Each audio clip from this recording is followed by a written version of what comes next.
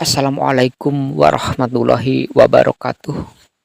Istilah kafir di dalam KBBI, Kamus Besar Bahasa Indonesia, yang berarti adalah orang yang tidak percaya kepada Allah dan Rasul-Nya. Dalam kehidupan sehari-hari, kita tak asing mendengar kata-kata atau istilah kafir ini disebut atau diucapkan oleh seseorang. Tak hanya dalam sebuah khutbah Jum'ah yang diucapkan oleh seorang khatib di atas mimbar atau ceramah sang ustadz saat berdakwah di atas podium dalam acara pengajian. Dalam cengkrama santai pun kita sendiri bahkan kerap melontarkan istilah kafir yang biasanya dirujukkan kepada mereka yang berbeda keyakinan dan keimanan dengan kita. Rujukan itu memang tidaklah salah, sebab dalam ensiklopedia hukum Islam dijelaskan bahwa kafir adalah orang yang tidak percaya kepada Allah dan Rasul-Nya. Lebih lanjut, malah diterangkan pula bahwa secara bahasa, kafir itu berarti menutupi sesuatu, menyembunyikan kebaikan yang telah diterima atau tidak berterima kasih. Sementara bentuk jamak dari kata kafir adalah kafirun atau kufar. Adapun secara terminologis, pengertian kafir sendiri adalah orang yang ingkar terhadap kebenaran Islam dan keluar dari agama Islam. Dalam Al-Quran, kata kafir itu sendiri atau beserta istiqaq kata jadiannya telah disebut sebanyak 525 kali. Istilah kafir yang paling dominan digunakan untuk jenis pengingkaran terhadap Allah dan pendustaan terhadap Rasul-Nya, khususnya kepada Nabi Muhammad SAW. Tak pelak kalau dalam pengertian tersebut istilah kafir pertama kalinya digunakan dalam Al-Quran untuk menyebut para kafir Makkah. Bahkan dalam Al-Quran kita bisa menemui sebuah surah yang dinamai dengan surat Al-Kafirun yang khusus ditujukan kepada mereka yang ingkar kepada Allah. Para ahli ilmu kalam dan ulama fikih sendiri sebenarnya masih silang pendapat untuk merumuskan akan pengertian kafir tersebut. Soal penetapan batasan kafir, kaum Khawarij berpendapat bahwa kafir adalah orang yang meninggalkan perintah Allah atau melakukan dosa besar. Kaum Mu'tazilah mengatakan bahwa kafir itu sesuatu yang paling buruk untuk orang-orang yang ingkar kepada Allah. Sementara kaum Asy'ariyah berkata, kafir itu adalah pendustaan atau ketidaktahuan atau al-jahl akan Allah. Sementara di kalangan fuqaha atau ahli fikih, pengertian kafir dikaitkan dengan masalah hukum.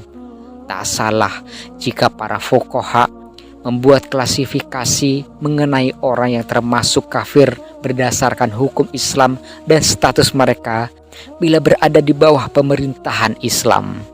Dari adanya penegasan ayat-ayat yang ada dalam Al-Quran itu dinyatakan orang-orang kafir akan mendapat balasan berupa siksaan yang sangat keras, juga memperoleh penghinaan di dunia dan kehinaan di akhirat, dan amalan-amalan mereka dianggap gugur dan sia-sia. Dari aneka ragamnya makna kafir yang diterangkan Al-Quran, sangat beralasan jika kemudian baik kaum mutakalimin maupun ahli fikih pada akhirnya membedakannya dalam beberapa kategori. Kaum mutakalimin membedakan kafir dalam beberapa jenis.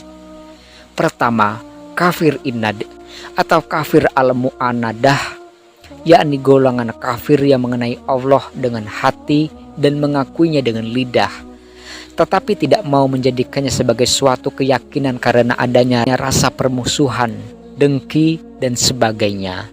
Yang kedua, kafir ingkar, yakni golongan kafir yang mengingkari Allah secara lahir dan batin, Rasul-Rasulnya serta ajaran yang dibawanya, dan hari kemudian.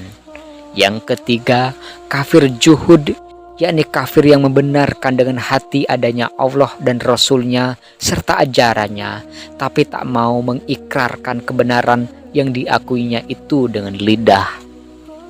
Yang keempat, kafir nifak, yakni kafir yang secara lahiriah kelihatan beriman, tetapi batinnya mengingkari Allah. Kelima, kafir nikmah, yakni salah satu jenis kafir yang tidak menyebabkan seseorang disebut telah keluar dari Islam. Namun bentuk kekafiran ini mendapat siksa yang amat pedih dari Allah. Dan yang keenam, kafir syirik, yakni jenis kekafiran yang menodai sifat yang paling esensial bagi Allah, keesaan yang berarti merusak kemahasempurnaan Allah. Adapun ulama fikih membagi kategori kafir antara lain, yang pertama, kafir harbi, yakni kaum kafir yang memusuhi Islam. Negeri yang bermusuhan dengan Islam disebut dengan Darul Harbi. Dalam masalah ini, Al-Quran surat 5 ayat 33 telah menjelaskan sifat khas mereka yang selalu membuat kerusakan di bumi, terutama pelanggaran yang paling serius terhadap keagungan Allah.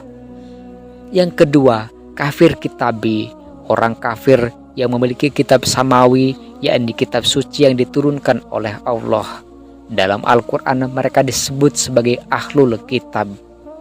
Yang ketiga, kafir mu'ahid, yakni kafir harbi dari Darul Harbi yang telah menandatangani perjanjian damai dengan pemerintah Islam.